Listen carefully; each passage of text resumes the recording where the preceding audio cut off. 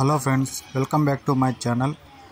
ఇక మనమైతే అనంతపురం జిల్లా హిందూపూర్ నుంచి 13 కిలోమీటర్ల దూరంలో ఉన్న వీరభద్రస్వామి ఆలయం లేపాక్షిలో అయితే ఉన్నాము. అద్భుతమైన చరిత్ర, అంతుచిక్కని రహస్యం, అబ్బురపరిచే విషయాలు, ఒక్కొక్క చరిత్ర క్లైమాక్స్లా ఉంటుంది. ఈ గుడి కట్టకముందే త్రేతాయుగంలో సాక్షాత్తు శ్రీరాముడు ప్రతిష్ఠించిన లింగం, హనుమంతుడు ప్రతిష్ఠించిన లింగం, అలాగే పాపనాశేశ్వరుడు ప్రతిష్ఠించిన లింగం అయితే ఈ గుడి కట్టకముందే ప్రతిష్ఠించారు. కానీ మనకి ఇది గర్భగుడిలో మనకి ఫొటోస్ కానీ వీడియోస్ కానీ అనుమతి లేదు కాబట్టి మనమైతే అది వీడియో తీయలేదు. నేను అక్కడున్న గైడ్తో మాట్లాడి కొన్ని విషయాలైతే సేకరించినాను. అందులో మనం ముఖ్యంగా తెలుసుకోవాల్సినవి, ఈ గుడి వచ్చి 1538లో అయితే కట్టడం జరిగింది. ఒక 16 ఏండ్లు దీన్ని చాలా వేల మంది దీన్నైతే నిర్మించారు. పెనుగొండ సామ్రాజ్యంగా పరిపాలించే అచ్యుతరాయల్ దగ్గర క్యాషియర్ అనే విరూపన్న ఒకరుంటారు. ఆయన అక్కడున్న డబ్బు తీసుకొని వచ్చి ఈ లేపాక్షిలో ఈ వీరభద్ర స్వామికి అయితే గుడి కట్టడం జరిగింది.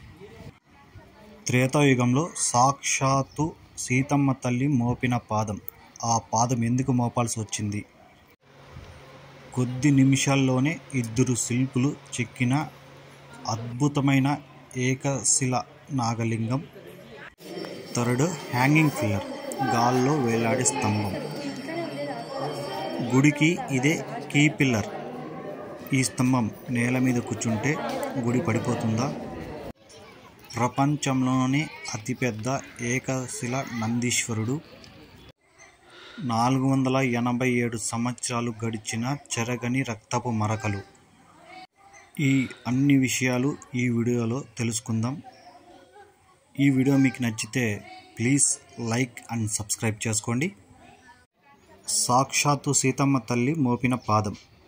ఈ చరిత్ర ఏమంటే, ఈ భద్రాచలం నుంచి సీతమ్మ తల్లిని రావణాసుడు కిడ్నాప్ చేసి శ్రీలంకకి ఇదే దారి వెళ్తాడు, లేపాక్షి మీదుగా. ఈ లేపాక్షిలో ఈ జటాయు పక్షి అనేది చూసి ఆ రావణాసుడితో ఫైట్ చేస్తుంది. ఇలా ఫైట్ చేస్తుంది కొన్ని రోజులు జరిగిందంట ఈ యుద్ధము.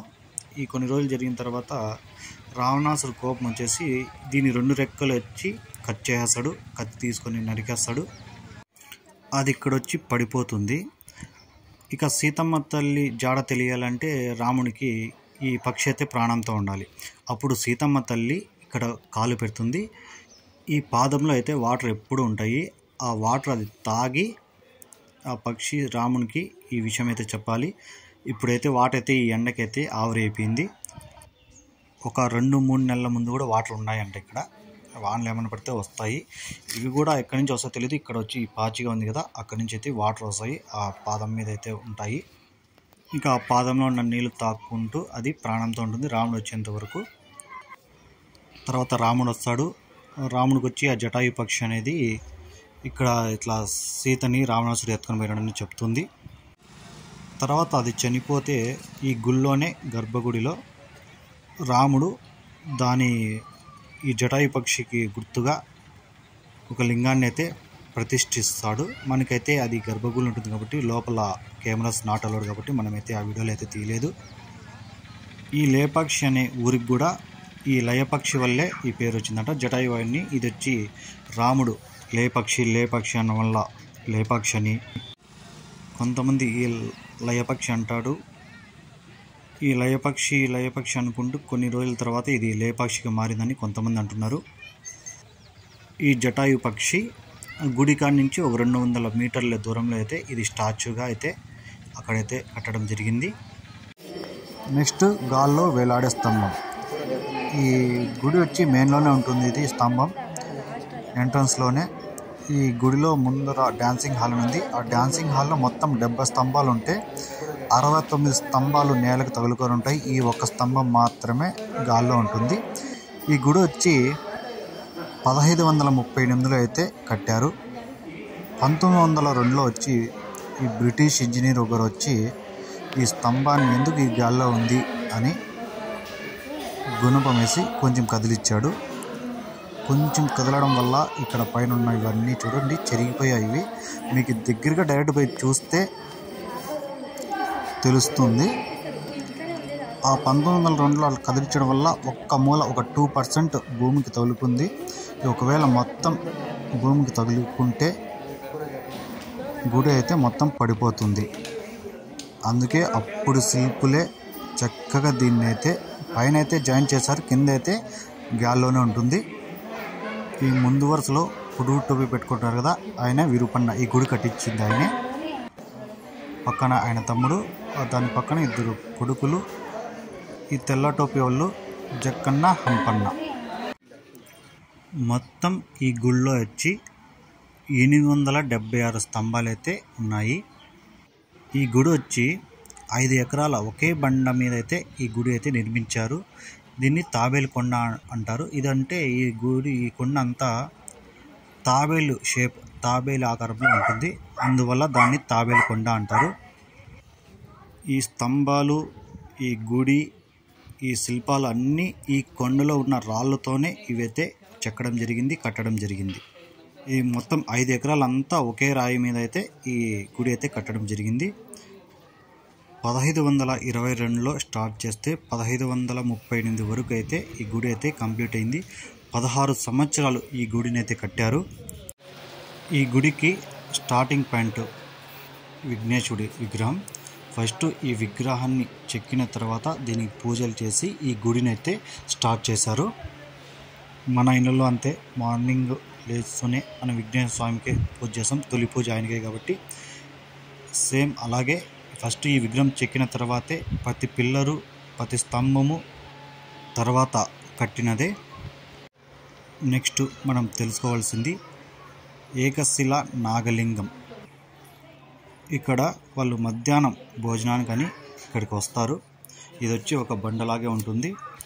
ఇక వాళ్ళ అమ్మ దగ్గరికి పోయి, అమ్మ అన్నం పెట్టు అంటే, నాయన ఇంకా చేయలేదు, అక్కడ కూర్చోండి, ఒక 30 నిమిషాలు చేస్తాను, పిలుస్తాను అనేలకే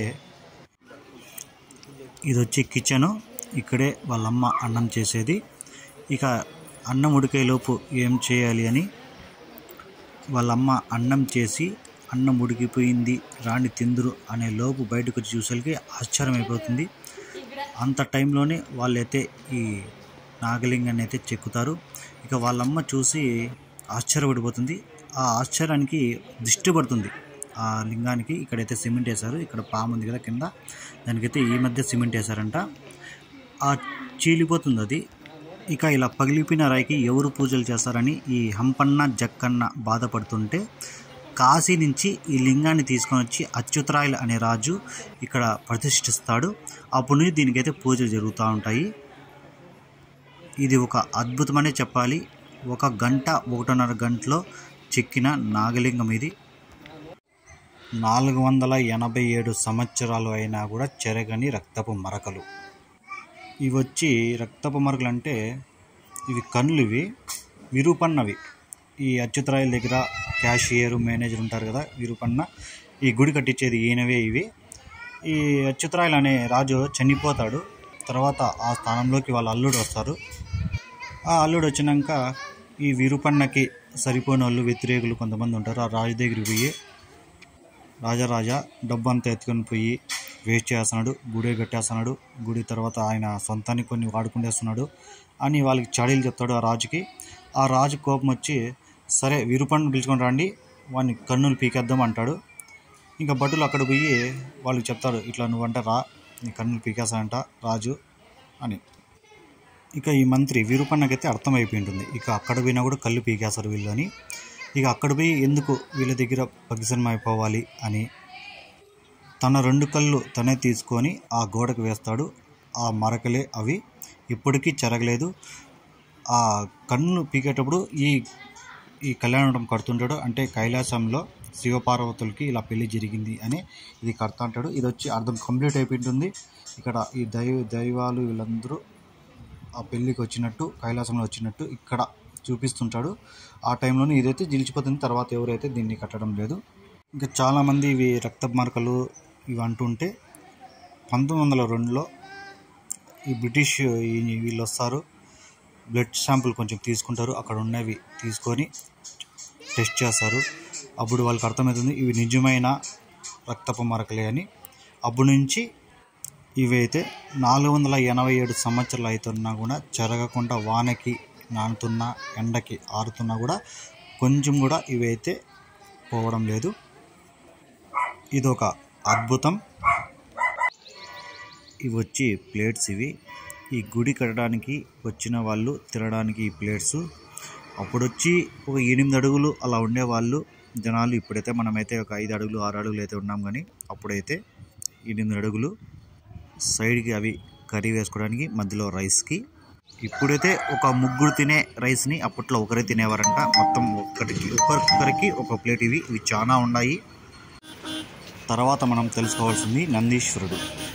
ఇది వచ్చి ప్రపంచంలోనే ఏకశిల నందీశ్వరుడు అతి పెద్దది. ఇది ఒకే కొండకైతే దీన్ని అయితే చెక్కారు. ఇక మనకి వీరభద్ర స్వామి గుళ్ళో ఈ నాగలింగం ఉంది కదా, అక్కడ ఆ నాగలింగం ఎదురుగానే మామూలు శివలింగం ఎదురుగా నంది ఎలా ఉంటుందో ఆ గుడికి ఎదురుగానే, ఆ నాగలింగం ఎదురుగానే ఈ మహానందిని అయితే చెక్కడం జరిగింది.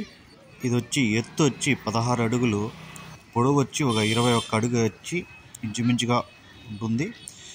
ఇది ప్రపంచంలోని అతిపెద్ద ఏకశిల నందీశ్వరుడు.